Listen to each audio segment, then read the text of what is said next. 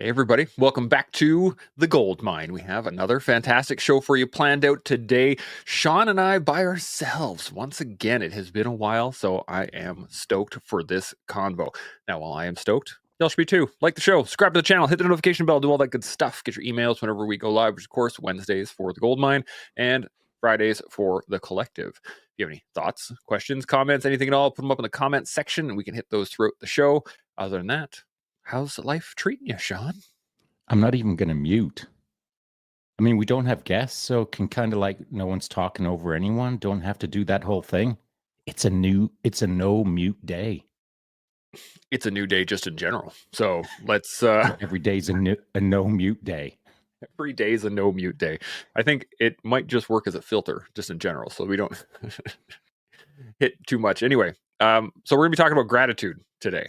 And again, I want to touch on this as it is Canadian Thanksgiving today, and this will probably be coming out just around American Thanksgiving. And gratitude, I think, it's a really it's an easy concept, but a difficult application, if that makes sense. And I'm wondering what your first thoughts are on gratitude in general. That's a good question. And I think that it's a question that should be asked of everyone more frequently than it is because, like, I never used to think about it that much. My wife used to, not constantly, but fairly regularly say, have an attitude of gratitude. And I was like, yeah, whatever, namaste. And it didn't really sink in, man. Like I am grateful, but it just wasn't a mantra for me. Attitude of gratitude, attitude of gratitude. But it is important. It is a good mantra. And I think that we don't say it enough. Yeah, I agree. I think also the concept of gratitude is not as fleshed out as it should be. I think people really, and I know for myself, I can talk from my experience. I thought gratitude was just being thankful. Just like, oh, thanks, man. Appreciate that. Yeah, that was gratitude to me versus understanding that it is much more than that. And at least the thing that clicked in my head was gratuity, was that it's like an extra. Like when you tip somebody with a gratuity, it's on top of what should be normally done. So when you have gratitude in your life, especially, I see it as an extra piece. It's not so much that you can just have a level of gratitude. You have to actually take gratitude in your life. What do you think? I think that's pretty good. No one has ever really put it across that way to me before. I like that whole tipping mentality, as it were. One of the things that, of course, playing with that example or that analogy is, you know, certainly in today's world, in our contemporary tipping situation, I find that there's a moment where, 18% is too much. And if 18% isn't the first number on the tipping machine, it's 21% and 23%. Now what? And so there is a moment to tie into what you just said. There's a moment for me where I feel like, oh, that's too much gratitude to hand out. That's too much tip to pay. That is too much to do in this moment. I feel like that's overextending my gratitude. It's asking too much of me. You know what I'm saying? I do. And I think perhaps this could be at least what caught in my head was the fact that without an understanding of what gratitude really is or what gratuity is, it can just be thrown around and it can be almost a part of like that toxic positivity concept of just everything's great. Yeah, we're all just living a great life and rose colored glasses and all that good stuff. But over time, you start to realize, at least for me, I started to realize that I had to be grateful for the negative times as well. So it's not so much just tipping, but I just looked at it as an extra exercise. I had to do something above and beyond what I was normally doing to find gratitude. So particularly if I, go through a rough time, like right now I'm in a depressive episode, I have to be able to find gratitude in these moments that, I may not feel the best, I may not feel up to the par that I would normally, but I get to spend more time with my kids. I get to spend more time with my wife. I get to focus more on what I need rather than what the collective needs. So I think that's a piece of it. What do you think? Is there anything else to it? Well, using your example of earlier, and that is, you go into a restaurant You sit down, you order your meal. That's what you're talking about right now. You're enjoying your meal. Well, you're still paying for the meal. The gratuity, the tip, the additional is above and beyond the amount that you've already paid. And so the moment that you open the door to the restaurant, you're paying. In fact, I'd go as far as to say that construct is designed to take money out of your wallet, whether willingly or not. And so if it's an upsize the fries, if it's the do you need a refill on your drink, all of these things, if you're not paying attention, will pull more out of you than perhaps you're willing to give or can afford to give. And so, again, to use your analogy of the restaurant moment, the tipping machine, if you will, I think that we all have to be careful on how much we tip, and perhaps even more importantly, before the tip, thinking about what's going on in the moment. Like you, you went there to eat and you paid, and that is it. And so the obligation to add any more, that's the thing that you have to think about. That's the thing that we should all kind of assign a value scale to. That person did a good job. That person didn't do a good job. Do I feel like I've got to assign more graciousness, more gratitude in this moment than I already have? I've met the baseline. I've paid for my meal. Do I need to add more? That's the conundrum, as it were, that most people just move straight through and go straight to paying the 18%. But there's a moment there when everyone should think about the value of that moment, what the gratitude scale is at that point. Because if you just, if you carelessly or thoughtlessly always apply gratitude to everything, then it becomes that almost toxic positivity of you're not assigning any value to all of your positivity. You're just blasting it out there like a shotgun. And you're presupposing what you should be grateful for in that mentality. I see this a lot if you go to like a coffee shop or you do something where you use the debit machine quickly and the tips are already on there. Do you want a tip? Right off the bat, before you even receive what you're getting, receive whatever you paid for, there's a tip question ahead of time, whether you want to tip that person. And in the way I was raised, a tip is for working extra hard, for providing an exceptional experience rather than just doing your job. That's not where a tip comes in. And to that point, I know lots of people that, sure, yeah, $2, $3, $4, $5, but you're devaluing what it is to be grateful in that moment.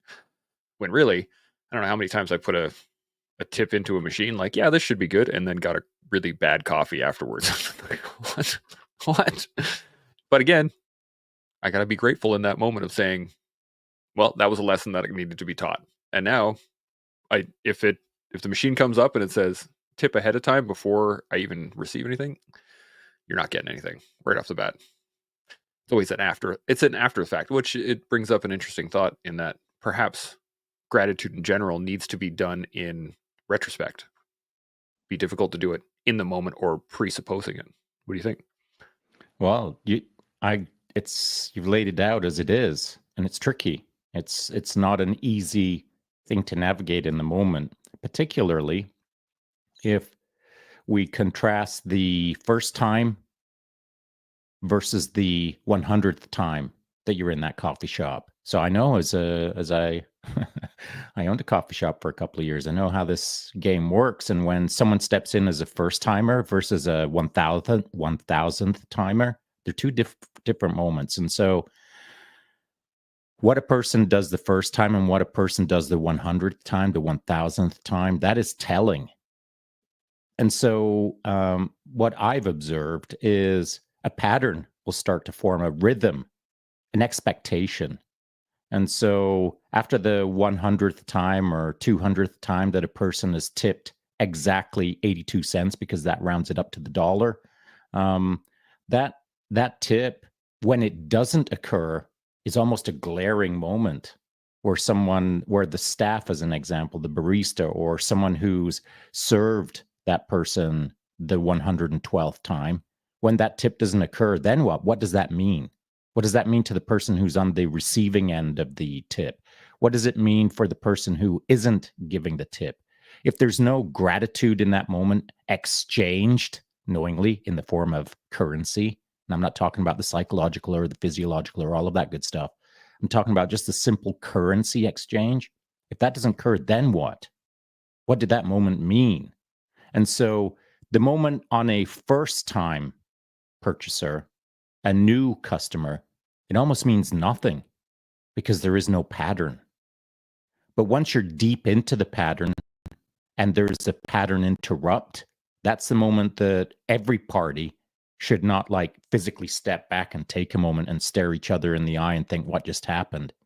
But it's a moment to almost categorize or put off to the side as, I got to think about that. Why did that just happen? Maybe you don't have the time in the moment because, there's a lot going on. There's more customers, et cetera. But it's something that you shouldn't just gloss over and think, yeah, whatever. There's a break in the pattern, doesn't mean anything. I'm just going to carry on as if that didn't happen. That's not the way I work. So if there's a glitch in the matrix, if there's a pattern interrupt, it's a moment to consider, did I do something wrong? Did they do something wrong? Did we do something wrong? Is there something wrong? Is there not something wrong? These are the questions that should be asked. And I think asking questions just in general is a good idea, as we've said many times throughout the show. But when it comes to specifically gratitude, when we're talking about the psychological and emotional and all these other sides of it, not just the physical portion of perhaps paying a tip or being grateful in a moment, what do you think is the holdup? Where do you think most people struggle with engaging gratitude? Or I guess I should ask, what was your biggest struggle in engaging gratitude into your life? Maybe giving it out but not receiving it. Like a one-way highway kind of thing. That is a bit frustrating to me. And after a while, you just realize that not everyone understands how this game is supposed to be played. It's supposed to be a two-way highway, not a one-way. And so that's kind of when I started doing a better job of, I guess, realizing that just people don't understand what's going on in this moment. And so I guess you've just kind of got to give on a one-way street. But there's a point where for me, I just stop because I can't give eternally and not at the very least receive something that is not a pat on the back, but is a confirmation that at least between the two of us, we're doing something that is good, righteous, correct, worth our time. But on a one-way highway, that's harder to establish if that's actually putting out a good product, is creating goodness in the world, is of value. And so one-way highway and two-way highway, once I started thinking about that, my idea of gratitude started to change. This is it's an interesting concept, and I have a video that I want to play that's very similar to where we're going with this. But the idea of requiring reciprocation kind of changes gratitude in of itself, does it not? Yeah, agreed. It does. It does. But, again, I think the point I'm trying to make is I have a limit. And so I can't give eternally. I just can't. Well, I could, but it would start to bug me. I've faced it in the past when you're just giving into a void. Nothing is coming out of the void other than I want more and more and more. And so I have a line in the sand, and I don't know where that line is for each person, for each moment, but there's a line for me, and I'm not going to say I don't cross it, but I prefer not to. And so that's how I run my life now. I'll give to an extent where it feels like I'm being not true to myself, maybe, where I feel like I've crossed a threshold of it feels like I'm being taken advantage of, perhaps. Not abusively, but it just feels like it's not a fair balance. And fair is a pretty strong word for me. It's got to feel almost like there's going to be some fairness in this relationship or this moment or this interaction. And it doesn't have to mean that it's fair for me. It just means that somewhere in the future, it's going to feel fair.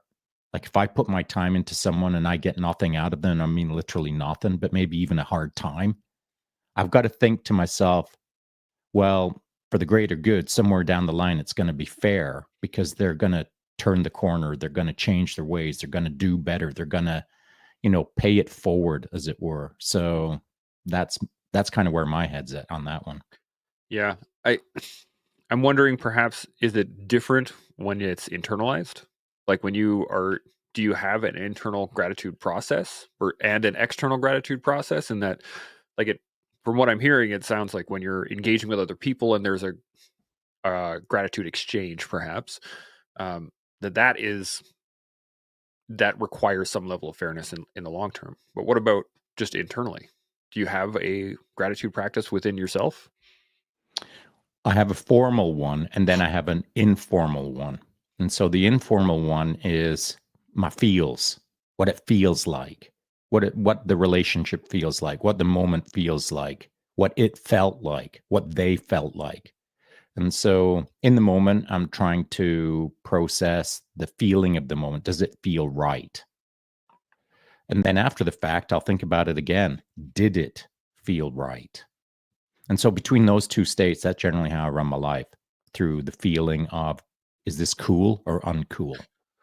But then a formal practice, like in the morning, first thing I do is not go straight to coffee.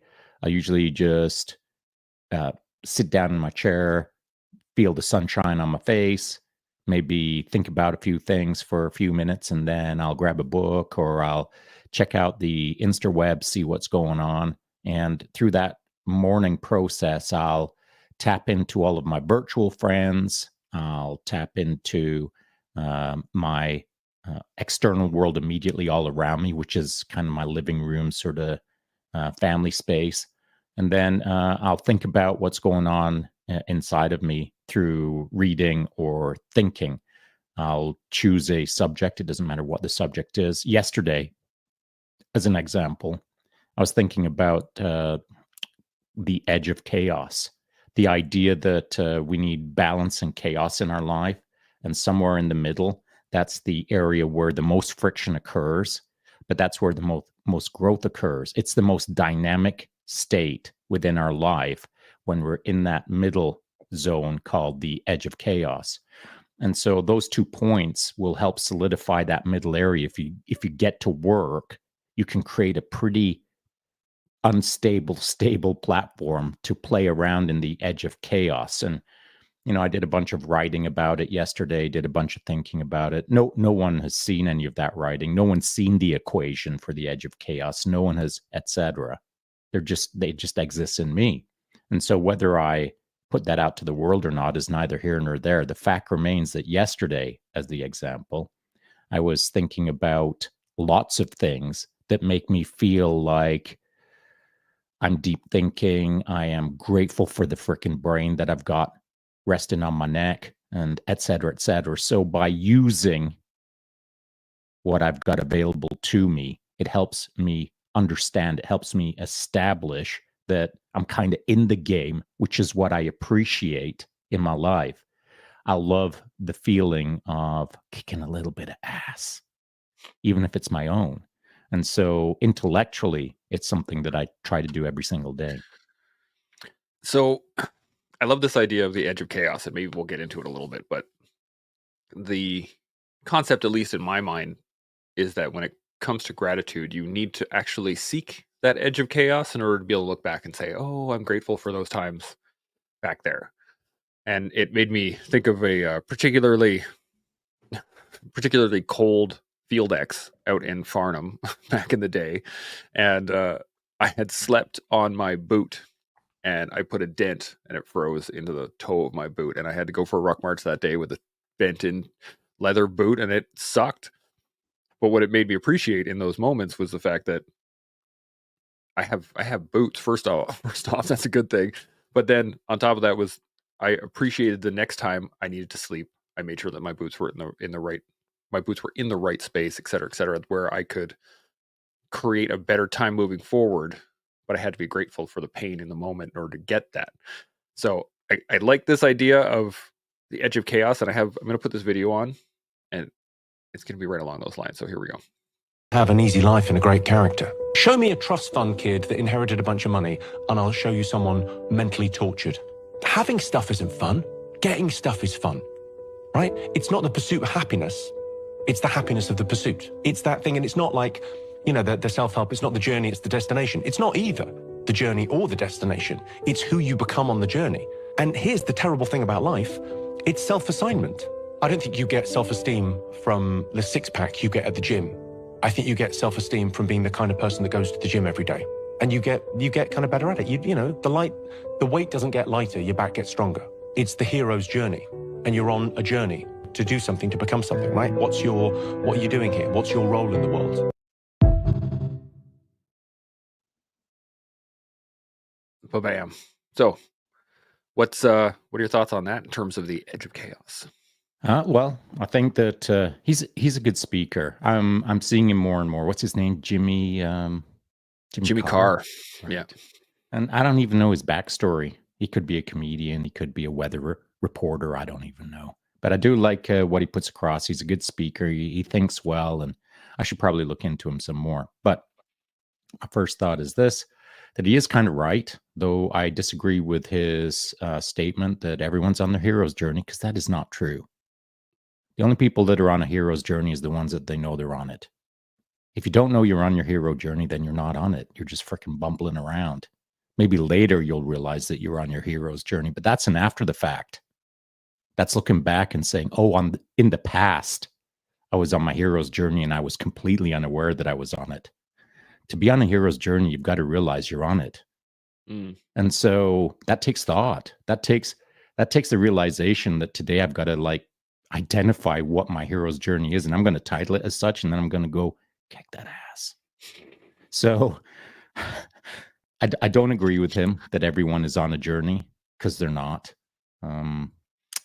Just like if he would have said everyone's grateful for life, I would have disagreed, because not everyone is grateful. You've got to be great. You've got to identify that you should be grateful for life before you can say that everyone is grateful within life. And so I know that he knows all of this stuff. In the spirit of his message, he's correct. But again, the only people who are on heroes' journeys are the people who know they're on a hero's journey. Well, I think he touched on that when he said that it's self-selected, right? Like, it's not you don't just get assigned. You can self-select life and still be unaware that that's what you're doing. There's loads of people who wake up this morning and will go to bed tonight and won't know what they did today or tomorrow or the day before. And that's just the way it is. It takes thoughtful, sort of almost targeted, calibrated trajectory to be on a hero's journey. You can't look back and say, oh, 20 years ago, I started my hero's journey, obviously, on Tuesday afternoon. That's not how it works. But you can tell yourself that you're on it, and now you are, as long as you're doing something about it. So thoughtfully or presently aware, or having the mindful awareness that that's what you're doing, a hero's journey, then you're on it, as long as you're putting some action to that thought in your mind. Well, that's like, I've said this many times to my kids, to people I know, is that making no decision is still a decision, right? If you choose not to engage in the hero's journey, you are choosing not to engage in the hero's journey. And yeah, what if you don't know? If you don't know what you don't know, you don't even know there's a thing called a hero's journey. Don't even know how to spell hero, And so there's tons of people out there that don't know the concept of the hero's journey. Tons. Metric tons. And so what do they do now? If they don't know if there's a hero's journey, how do you explain to them that, well, if you're not thinking it, you're not doing it? Well, they don't even know there's a thing to think about. And so I guess while we're talking about it, the hero's journey is something that everyone should seek, should look up Campbell and see what that's all about, and define within themselves why they're here. Let me hit you with this. This is interesting to me anyway. On the weekend, I was actually 2 days ago, I was shredding on the bike up to the mountain. I'd just come off it, and I stopped by a friend's place. His name is Bruce. And there's another guy there, and I just pulled in on my single speed, hopped off, said, "What's up, boys?" And they were just sitting out on in lawn chairs, and Bruce stood up and gave me some knuckle and said, "Hey, man, I just want to let you know that the video that went up on your Instagram site just yesterday, I've watched that a bunch of times, and it made me sit down at my dinner table and write my why."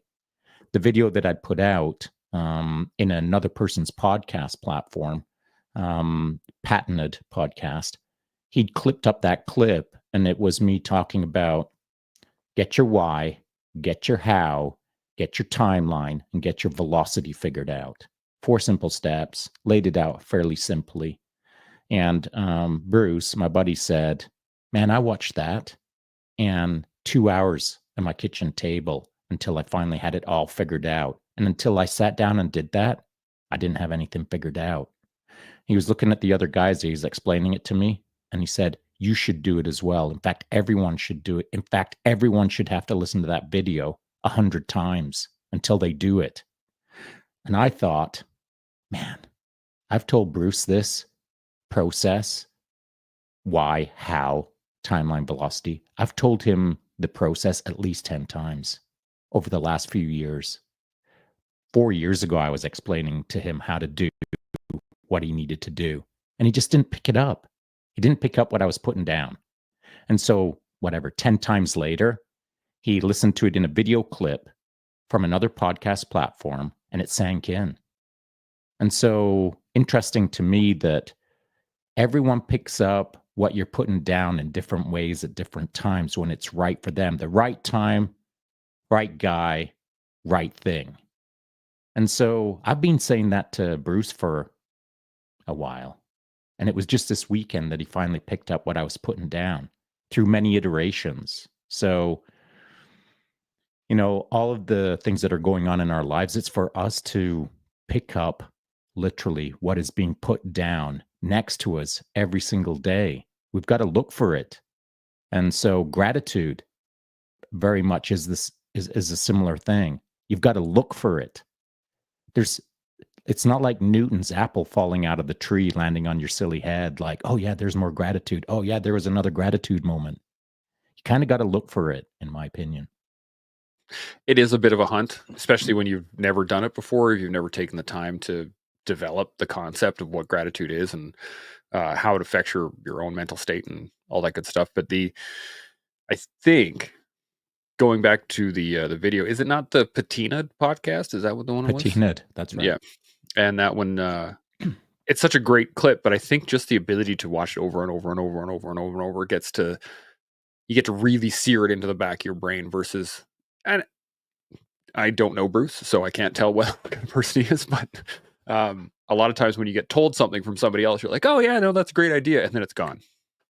Like it's out of your brain in a heartbeat.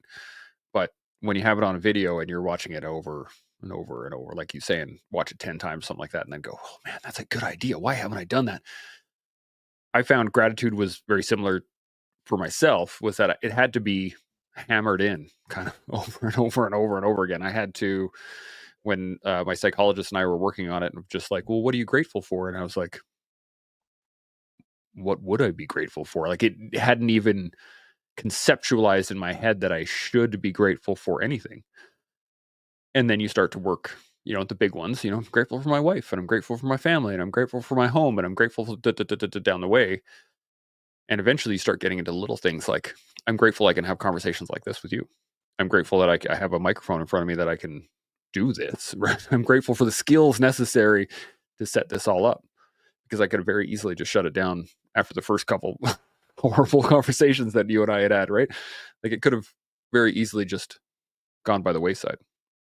But it needs to be hammered in like any skill set. It's not just something that's going to smack you upside the head and go, "Oh, now I'm grateful for things," right? Let me hit you with this. So you listed off some things with your therapist, and maybe she assigned, what about your house? What about your dog? What about your car? What about your wife? What about your kids? What about ... Well, yeah, you can be grateful for all those things for sure. But I find those to be passive in the sense of it's like I'm grateful for this pen. But things that you go out and earn, like podcasting. Like you could have quit after a couple, but you didn't. You stayed in the game. And now being in the game a long time, contextually. And so now you can look back on all of that frickin' body of work, hard body of work, and be grateful that A, you stuck around, you stayed in the game. And that is one aspect of gratitude where something has to have a sting to it. Like you've got to, it's almost blood, sweat, and tears are required in certain aspects of your life in order to get gratitude initially. The idea of, I'm grateful for this pen, barely moves the needle. But the almost self-pride of, man, I stuck it out. I freaking earned my spot at this table in this podcast. That sting, that sweat, blood, and tears aspect, that is what sometimes cements that initial idea of gratitude. The pen won't. But going out and doing 2 weeks of knuckle push-ups, earning some almost self-pride, the gratitude that you engaged and consistently stuck around for a couple of weeks, that is what I've found moves the needle for people who can't find pride in, I've got a nice house. You bring up an excellent point, and I think it goes back to, the concept of gratuity. It's the extra work. It's the stuff that is on top of everything else. Because I could go outside and be like, I'm grateful for clean air, which I am. I am grateful for clean air, but it's not changing anything, right? The air is still the air, and me moving around outside is not really going to change how I view my external world. But doing the Nijmegen March, that changed how I viewed myself. It changed how I viewed the difficulty of the challenge. It changed how I viewed the time it took to train for it, et cetera, et cetera, et cetera. I was able to gain a lot of gratitude for my body. I was able to gain a lot of gratitude for the skill set, for the mindset, for all these other things because of the difficulty, because of the sting to it. And I think that's a very good point. I really like that. Now, I have another video unless you got any other thoughts on that. Hit it up. Let's do it. Get to go grocery shopping and pick out any food that I feel like eating. I have a car that I get to drive wherever I feel like driving. My body is healthy and I'm able to move my body at the gym. I get to live in a house with big windows facing the sun and I can feel it on my face. I get to wash the dishes. I have dishes that I'm able to use. I get to sleep in a comfy bed in a safe, warm house. I think this goes to what we were talking about just a second ago, but I get to was a big mindset shift in my own head when I started using it. What are your thoughts? Well, I like the spirit of the message that she gets to do all of those things, but did she, as I was watching, I was thinking, man, she's young and she's got all these things. Where did all these things come from? Are they from her parents? Did she earn them? Is she really happy that she's got all these things because they just freaking materialized on the holodeck for her? Or so there's gratitude for living a carefree life with dishes and sun on your face. And then there's gratitude where you had to earn those dishes and you had to build your house so you get the sun on your face. And so there's all kinds of gratitude. Now, I don't want to turn it into a scale of 0 to 10 gratitude or the intensity of gratitude or her gratitude sucks because she got handed it on a silver platter. I'm not trying to do that. I'm just going to highlight the fact that probably her life is a lot different than someone her age in Botswana, as an example, or a number of other countries that are probably less carefree and idealistic. I don't know. But perhaps she earned it all. And if she did, then she's grateful for the right reasons. If it got handed to her, then her gratefulness, though she's grateful, doesn't have any context as to how it showed up. And so I think that it's a bit of an unhealthy sense of gratitude if it all just keeps magically showing up like the lottery ticket moment, you know? That's a kind of a Marie Antoinette kind of moment of just like, yeah, I'm super grateful. Let Feed them them eat bread. cake. Yeah, exactly. Let them eat cake. That's just like, it kind of blows my mind sometimes where people are stating that they're grateful for things without having to have earned them in any way. But I do like your I mean, what do you concept there. think? What do you think of the video? I mean, that was my takeaway, but maybe it's just because her age, her look, her glee, she hasn't been beaten down by the world enough. You know, everything is just happy, happy, joy, joy. I don't know. What did you think? The reason I picked that video was I connected with the idea of I get to. And for a very long time, I did not understand what that meant. And in my first house that I bought, when I first joined the army, and I had a yard and I had, a house, but I wasn't grateful for it because I hadn't really earned it. I just, went to the bank and I had good credit and bought a house. It was kind of like a quick check. And then I went overseas to Afghanistan and came back. So I never really took the time to really attach myself to it. So when I had to do yard work, I was annoyed. When I had to do fixing something in the house, it bothered me. Whereas in this house that I'm in now, this is something that I've built with my wife. We took the time to find the right place in the right neighborhood with the stuff that we wanted to get to where we are now. So now when I'm outside and I'm raking the leaves and my boys are jumping into the pile, I'm grateful for those moments. I'm grateful for the fact that we had an apple on our apple tree this year. I was very excited. It was our first apple, but little things like that, because they're earned, yes, but I get to do the work because I set myself up for it. Let me put it that way. I created the environment that I get to live in, and I am grateful for the environment because I created it. Well, my wife and I created it. Let's put it that way. As for the video, yeah, I think it's important for, even if it's given to you, she is young, if it's given to her or she's living in her parents' house or whatever it is, I think that first step of being grateful for it is important. For those people who have never actually had a sense of gratitude, that mentality is a good first step. And then you can start building off of it, of earning or having the blood, sweat, and tears behind it. At least that's my thought. What do you think? Yeah, I don't want to be too hard on her. That's not my purpose.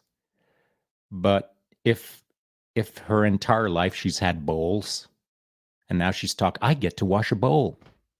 All right, big deal. How about this? If you've never owned a bowl in your entire life, and now you get to wash a bowl, now I understand the point. But if you've got bowls in your back pocket and you're talking about how many bowls you get to wash, it's not. I don't see it. I don't feel it. I don't actually vibe with the video because it kind of is, for me, bordering on the edge of toxic positivity. Wow, I get to wash all the dishes in the house again.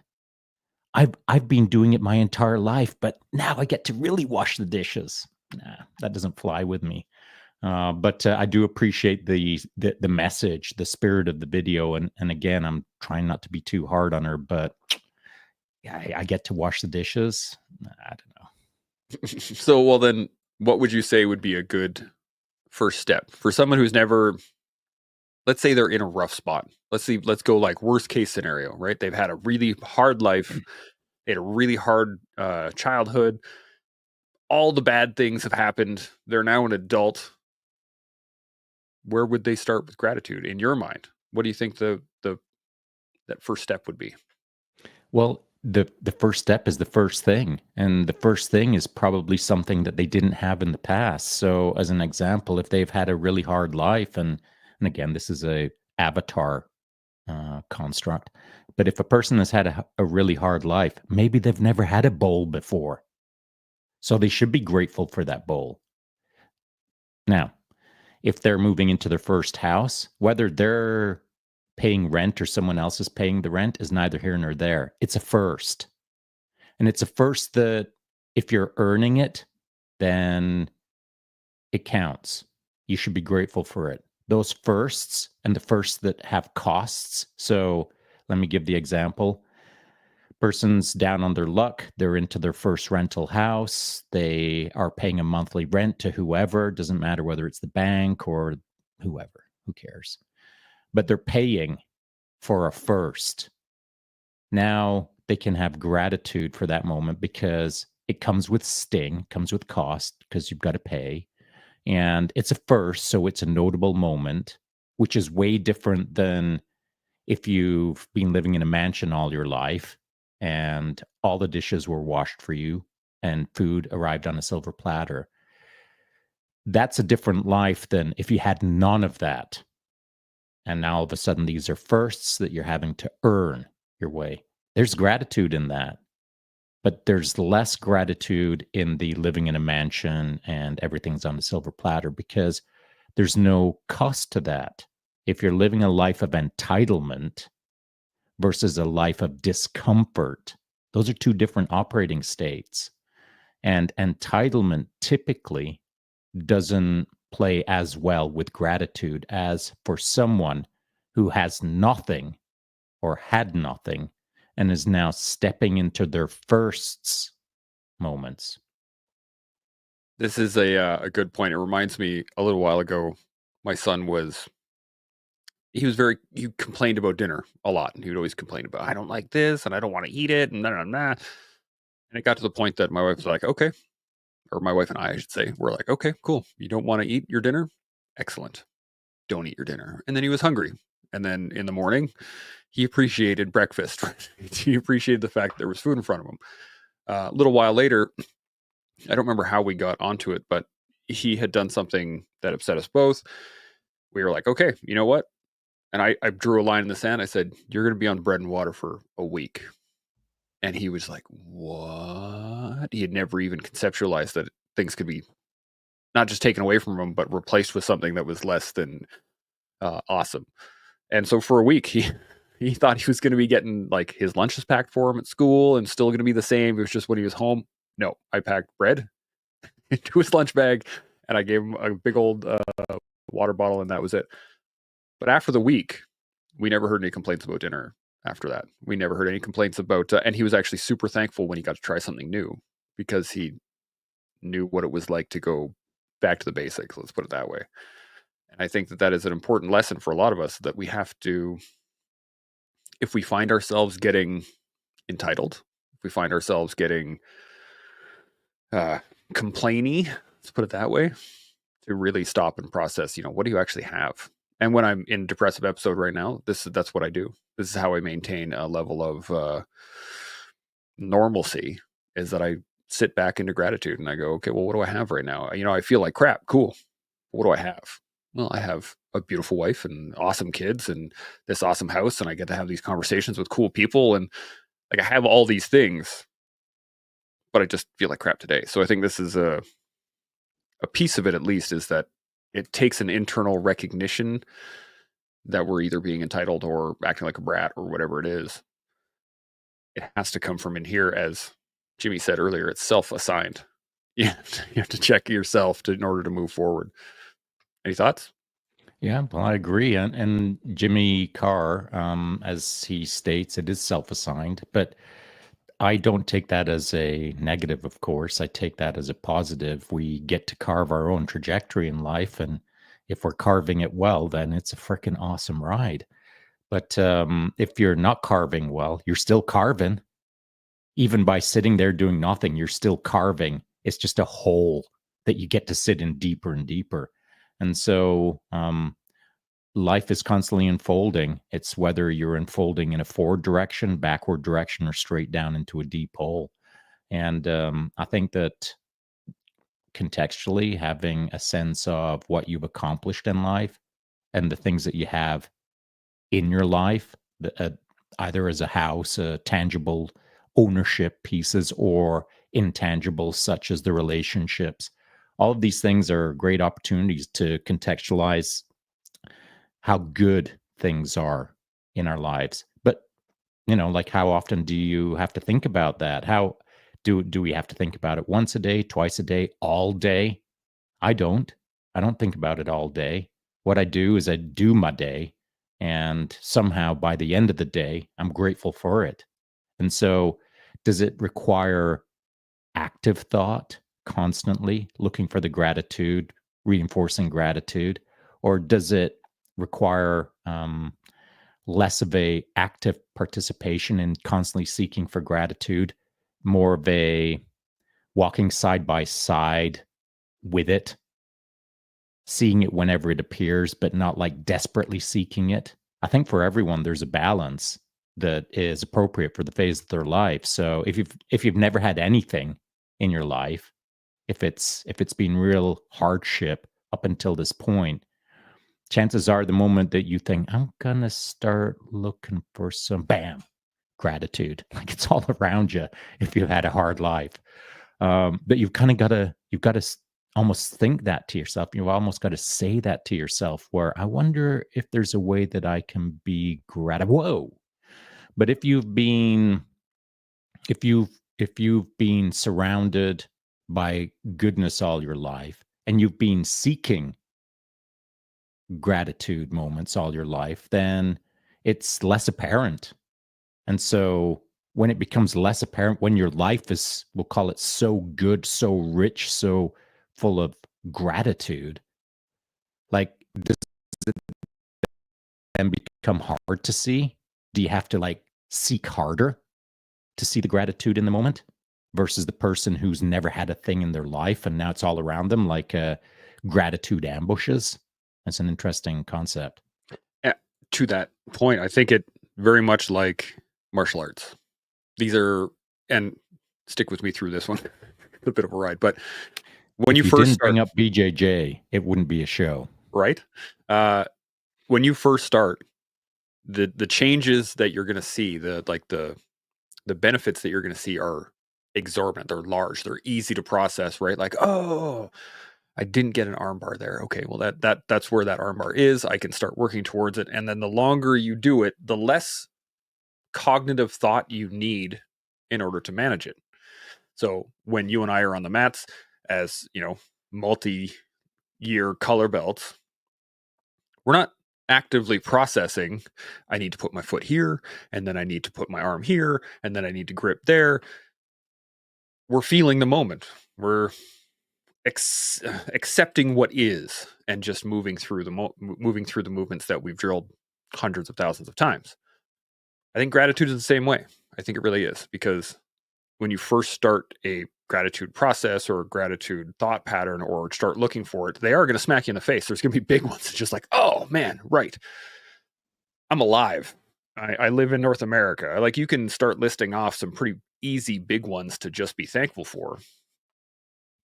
But as time progresses, as you start to understand the nuances of what gratitude is, and you start to really deeply think about it, like you suggested earlier, then it becomes finer, becomes fine-tuned, because you're kind of beyond the large ones. You start looking for the tiny ones. So I think your concept is correct. I think that's what happens, is that as you gain an ability in any skill, in order to continue down that path, you're going to have to seek smaller and smaller pieces to get better at, because your body of work is there. So it's similar to the podcast as well. When I make a video,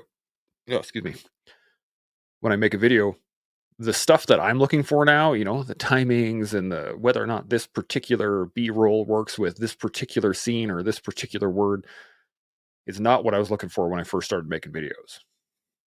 And I think that, in my mind, it's the same. They're almost one for one. What do you think? I do think that you're correct.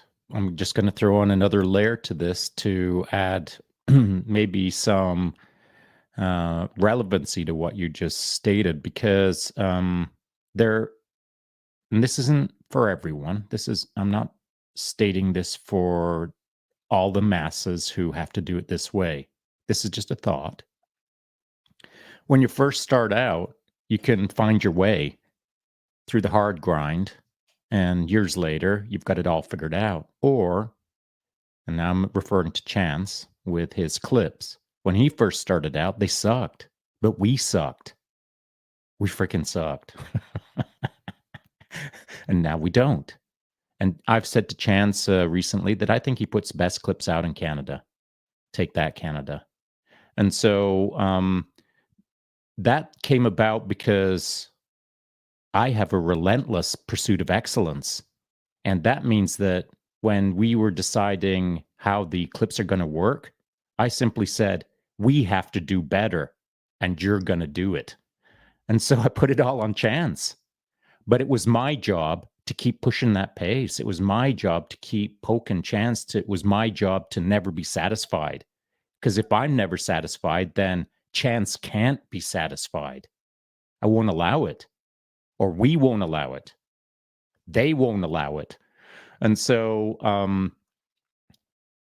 all of our advancements in life that we should be grateful for don't occur in a vacuum. Chance has worked bloody hard to create the clips that he is creating now. And generally speaking, that's all Chance. But there is an external world factor, and it's called Shaun, and it's called other people that have been poking and prodding Chance just on the simple aspect of a clip. Just the clip. Never mind the rest of the show, all the podcasting magnificence. Just a clip. That is being manipulated and shaped by an external world through processes that Chance or I perhaps don't even understand, but we're where we are at right now based on not just an internal pursuit of Chance's need to do better or to work harder or create more goodness in the world. The external world has obligated him to do it as well. So always keep in mind that we can have our own little ideas on how we're going to do this and that, and we're going to be grateful for what we can do, and hopefully others are grateful for what we do. But there's always an external world wrapped around us to help shape our understanding of that. And I think there's another aspect to this as well, if you want to go even to a deeper level, is that external factor is usually, it's not always positive, let's put it that way. That external factor is more than likely negative. More than likely it comes at the end of a knife hand, or at the end of a failure, or at the end of dejection, like just being not of sorts. It's not always like, yeah, good job on that clip, we're going to make one a little bit better. Yeah, good job on that clip, we're going to keep making it better. No, it was like, that was crap. Do better. Okay, cool. I mean, there's been a couple of live episodes last year where there were very direct conversations that were had with knife hands involved that at the time I wasn't grateful for. But over time, I started to realize that those were what I needed. Those were the calibration points. Those were the little, those were the sign in the road that was like, how bad do you want to be here? Do you want to quit? There's the way out. The door's right there. You can just take it if you want it. Nope, I'm going to keep going harder. And it was something that I didn't understand when I was in the military as well, was that got asked a lot. Do you want to be here? And I was like, well, yeah, I'm obviously here. Of course I want to be here. Right? But you don't realize until later on of what they're really asking is, how bad do you want to be here? What are you willing to put up with in order to gain whatever it is you're going for, whether it be this course or this particular clip or this particular gratitude practice? How bad do you want it? Because it's usually going to come at the expense of some pride, the expense of some ego, and you're going to have to sacrifice a little bit in order to gain from it, at least in my mind. Got anything to add on that? No, you're right. I think we all have to pay a price as we move forward to feel like we earned our movement forward. And so if movement forward comes at no cost, then it has no value. I mean, when I've heard you say throughout the show a number of times that kind of stand out in your mind as notable, we'll call them mile markers. And all those mile markers had to sting. They all had cost. If there's no cost, it's almost a non-event. And so I think that in our lives, we have to have these mile markers that are planted throughout our life that we can quickly think, oh, wow, yeah, that one, that was unbelievable. We were all on fire on that one. Versus, wow, that one was unbelievable. We're all soaking, freezing wet on that one. And so the standout moments are the moments that make us understand that we are moving forward based on that moment and that moment. But in between the big moments, there's a bajillion other little moments, bajillion other little choices, branching decisions left and right, up and down, in or out. And so all of those moments get forgotten because of the big standout moment. That time that you slept on your boot and put a dent in it, which no infantryman would ever do because we wear our boots ready to go in a moment. And so I was all in of these, basic, man. I know, I've heard the story before. All of these moments are, when there's cost, are the standout moments in our life. But from cost to cost, there might be 2 weeks, 3 weeks, 5 weeks, 104 weeks between each cost moment. But life doesn't stop in between the big milestone moments. And that's where some of the juiciest stuff lies. If you want to think about it, it's easy to hyper focus on the frozen boot moment and then forget everything that happened before it and after it till the next big moment. And so these moments can wipe out our understanding of the nuance of our lives if all we ever focus on is the big moments in our life. And this goes into one of the things you told me very early on when we first started was a mile wide and an inch deep, right? If you want to look at gratitude as a major process in terms of it's only when big things happen that I'm going to be grateful for them. Like I bought my first house. Yay, I'm going to be grateful now. Or I'm going to buy my first car. Yay, I'm grateful now. Or are you going to start looking a mile deep and an inch wide, right? Like how deep do you want to go on it? How developed do you want your sense of gratitude to be? Because it's going to take some work and you're going to start with those big ones, but you're going to start having to seek the nuance the farther you go down. And I think this is it's a great place to shut her down for the afternoon. We are just about an hour and been a really, really interesting conversation. Thanks very much, Shaun. I really appreciate this. Oh, it's fun hanging out. It's been a while since we've been able to just hang out, you and I. So this is really and no nice. mute, by the way. So this is like, I'm grateful for the no mute. Grateful for the no mute. Well, on that note then, what any final thoughts on gratitude or mute or anything else? No. I think the takeaway for anyone who's listening is, as Chance was wrapping it up there, the mile wide and inch deep or the mile deep and inch wide, those are two operating states that you can move back and forth and modulate between the two states. So it's for you to figure out where you need to go today in respect to your gratitude. If it's a mile wide, then it's all around you. And if it's a mile deep, then it's right in front of your nose. You just have to think deeply about the one right in front of your nose.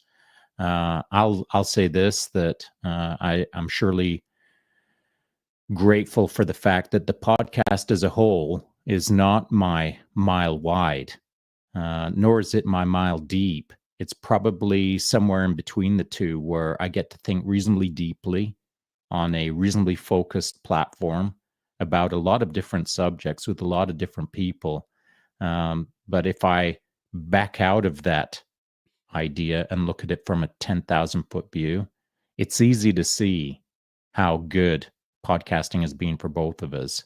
And I surely am grateful that we decided to do it. And, maybe it's good for others as well. I'm told it is. So I'm grateful for that, of course. But I'm grateful for the future, because now that we've kind of established ourselves as being able to do this for an indeterminate time, for forever, if you will, I'm glad to be able to look into the future and realize that we'll be doing this for years to come. And bigger and better, and faster, stronger, just continually elevating.